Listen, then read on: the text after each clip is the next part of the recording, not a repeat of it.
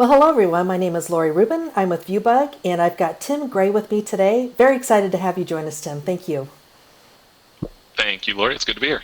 Great. Now, Tim is going to be our judge for the Big Sky photo contest. So we're going to talk about what that means, what Tim is looking for in a winning image, and he's going to give you a few tips on how he creates his beautiful big skies. So Tim, let's learn a little bit more about you. Right now we're on your website, graylearning.com. Why don't you take us through Right. what you do and some of these wonderful courses and emails that you send out every day in your Pixology magazine? There's a lot. Yes. Yes, I'm focused primarily on helping photographers make the most of their photography, and that includes both in the field capturing images as well as organizing their photos after the capture, making their photos look their best. And so to try and help accomplish that, I produce lots of video training courses on Lightroom and Photoshop and photography, and those are all published in a single subscription-based library, the Gray Learning Video Training Library. And along with the subscription, in addition to the video training courses that are included there, I also publish Pixology magazine, which you can subscribe to as a standalone product, but it is included. If you sign up for Gray Learning, then you also get Pixology magazine. And this is a monthly digital magazine where I publish articles. Essentially, this all sort of grew out of frustration, actually, in that when I was writing for print magazines, they would typically want articles of around 1,000 words, 1,200 words. Now, when you sit in front of a word processor, a blank screen on your computer, that might seem like lots of words, but I'm pretty verbose. I like to really drill into the details and make sure that photographers are really understanding the key topics. And so my articles would tend to be a little bit longer, and I always felt like I was just halfway done and having to finish an article and cut things out, etc. And so I decided it was time to self-publish a magazine so that I could essentially write as much detail as I felt the photographer needed. And so that's been a fun project over the last few years or so. And I also speak at a variety of events and basically just try to help photographers, again, make the most of their photography. I publish an email newsletter. You've got the blog here pulled up, for example, the Ask Tim Gray blog. I've been publishing a daily, every weekday, the Ask Tim Gray email newsletter. It's been over a dozen years now, answering questions from photographers, and so there's a variety of ways that we get that information available. There's the daily email. We have a weekly email option. There's the blog here at asktimgray.com, and we also have a podcast, the Ask Tim Gray podcast, that you can find in the iTunes library, for example, or directly through the web at asktimgraypodcast.com. And that's essentially me talking about the questions and the answers. Whenever I explain the podcast to people, I try to make sure they understand. I'm not just reading the questions and reading the answers. It's more kind of loose talking about and exploring different avenues, different nuances, follow-up questions, and things like that. Right. It's pretty amazing because I get your email daily. And how you can come up with these, questions and answers every day is amazing. So, Well, fortunately, the question part is easy. Those are submitted by photographers, okay. and so I get plenty of questions. I'm never at a shortage of questions. It's just finding the time to provide the answers. Sometimes it can be a challenge, especially when I'm traveling a lot. Yeah. Well, really great. I really highly recommend you sign up and go to asktimgray.com or go to his website, which is graylearning.com. Okay, Tim, well, let's get into some images here. We're going to go to your 500 Yeah. PX website here, and we're going to talk about Big Sky. That's the category for this particular photo contest. And so we're going to look at a few of your Right. images, and let's start out with this one here. This is a abandoned farmhouse in the Palouse. Beautiful skies Yes. here. So tell us, when you're out and about, what are you looking for, and what kind of equipment that you use to create these, beautiful blue skies here. Sure. Yeah. So a lot of this, well, sometimes it's luck, to be sure, but a lot of it is just planning and sort of anticipating. And this is the Palouse region of eastern Washington state, this old abandoned farmhouse, in this case in the middle of a wheat field. The crop will vary from year to year. But the clouds, this was actually the first year that I had visited the Palouse, and the sky was just phenomenal. And I lead workshops in the area each June, and I'm always looking at the sky, watching the sky, and I try to explain to my workshop participants that I'm paying attention to the sky. I know which subjects I want to visit, for example, and I know which subjects are better in the morning versus the afternoon. but I'm also anticipating what I want that sky to look like. And do I want a dreary sky? Do I want a blue sky? Do I want a cloudy sky, partly cloudy sky? And with this subject, I really am very happy that I had some wonderful puffy cumulus clouds up in the sky.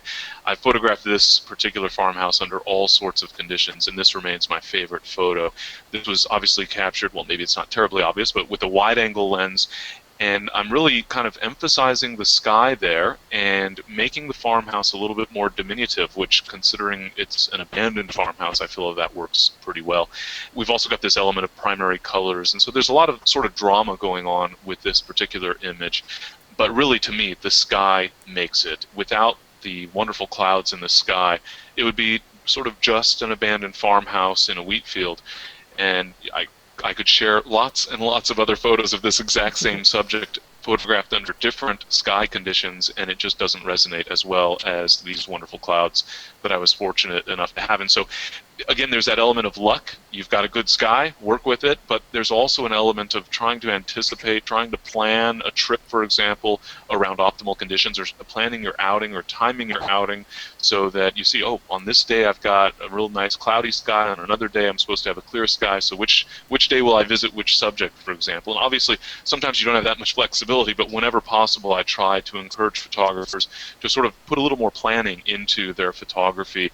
Instead of taking the conditions that you're given, look at what options are available to you during your time in a particular area and make the most of those conditions with the various subjects that are available to you. This is great. Tim, did you use a polarizer by chance? No, No? actually. Wow. In this case, it's a wide-angle lens, and so this is the equivalent to 16 millimeter.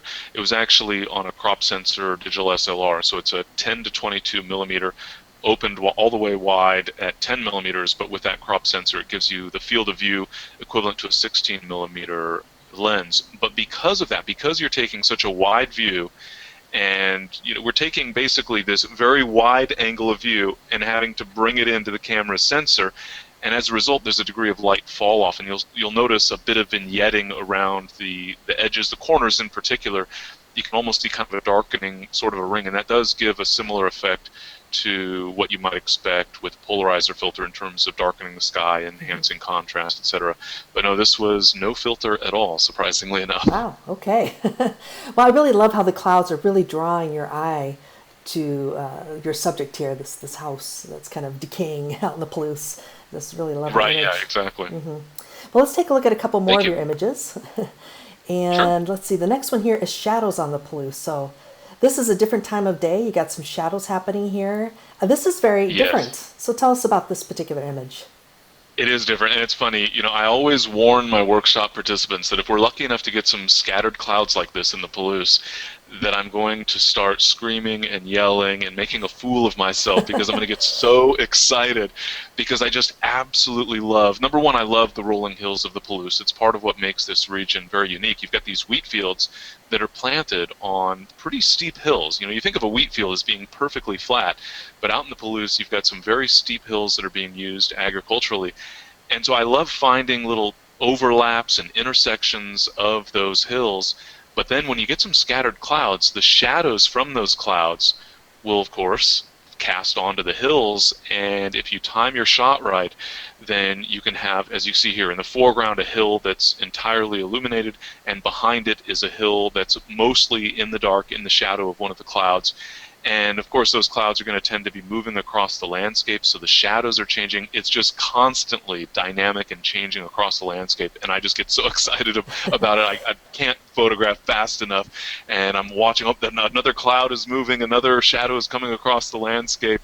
And so to me here, the clouds are certainly important. It's certainly, the sky is a big component of the shot, but in many ways it's almost secondary. It's just sort of a backdrop, a tapestry for those hills and that interplay of light and shadow, which I just absolutely love. Yeah. What is your favorite time of day to go out and Oh, photograph? well, for the most part, afternoon. So I love late afternoon and early morning, but I'd rather not have to wake up early if I can avoid it.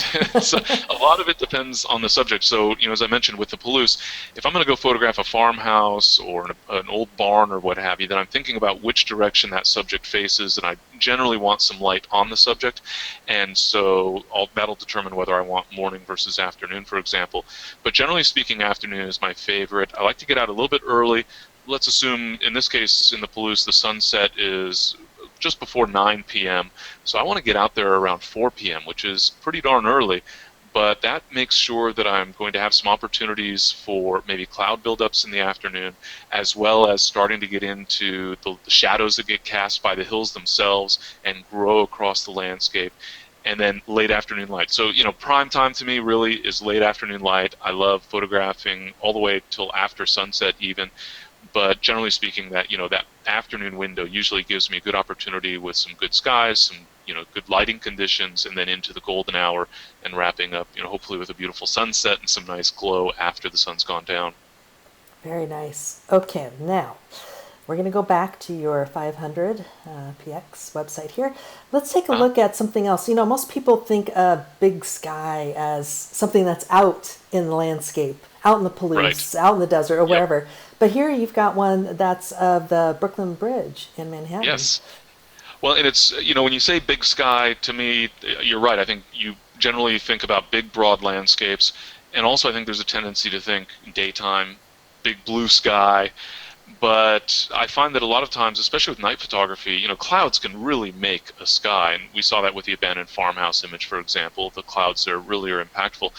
And it's interesting, when it comes to night photography, I think a lot of photographers assume that the best sky is a clear sky. We want to be able to see the stars, etc.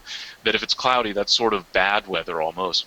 But very often I find, especially with night photography, clouds in general can help add a mood to a scene. But with night photography, if we've got some low clouds, now you can see here the lights of New York City being reflected by the clouds up above. And so we actually get an additional color element, and it really kind of adds a sense of drama. We've got this sort of pastel tone to the overall image, which with a clear sky, if I had photographed the scene close after sunset where we've got that sort of cobalt dark blue sky with a clear sky, no clouds, that certainly would work very nicely. But I really like this pastel effect that we get with the color being reflected off the low clouds. Yeah, I particularly like this area here where the light is hitting the top of the clouds and it's kind of illuminating the city almost. It's really I nice. wish I could say that I planned this, right? I wish I could control the weather, but it's often, just a matter of luck, essentially. Now, I did go to Brooklyn Bridge Park in this case, specifically on this evening because there were low clouds, but I was lucky that spire of the World Trade Center building actually is almost perfectly aligned with the base of the clouds, so we've got that nice glow that I think adds a nice element as well. Absolutely. Okay, now I've got one more down here. Let's see. Let's take a look at this one. This is the Space Needle with blurred clouds. This is a little bit different of an effect, kind of a long exposure during the day. Well, exactly, and I get a lot of people saying, "Oh, well, did you do that in Photoshop?" Absolutely not. Not that I'm opposed to doing all sorts of crazy things in Photoshop, but this is right out of the camera. And I had this idea. I had been using neutral density filters quite a lot. I was photographing along the coast of Maine last summer, for example, and using neutral density filters for almost every shot of a lighthouse because I wanted to get the water blurred, and I was photographing typically either relatively early morning or late afternoon, but I really wanted to slow things down in terms of the exposure, get a longer exposure, and smooth out the water. Then I was walking around New York City and saw that there were clouds moving pretty quickly across the sky, and thought, it'd be really cool to get a photo of the Empire State Building with these clouds blurred across the sky for motion just by using a neutral density filter. So it's sort of, inspiration from a completely different type of photography. But I didn't have my camera when I saw these clouds going across the sky in New York City. But I made a mental note to myself, okay, I've got to make sure to get this shot. I still have not gotten that shot because I'm not in New York City long enough, it seems, at any stretch to actually catch those clouds that I'm looking for. But I was in Seattle not too long ago, and I had the exact type of conditions that I was hoping for this Empire State Building photo that I still plan to take at some point. And so I went out to the Seattle Center to the Space Needle, and was able to use a neutral density filter. If I remember correctly, I believe this was either a 6-stop or a 10-stop. I think it was a 10-stop neutral density filter, which helped to really slow down that exposure so that I'm able to get a longer exposure time. The clouds are moving reasonably quickly. You could see that they were actually moving. They weren't racing across the sky, but you could see the motion.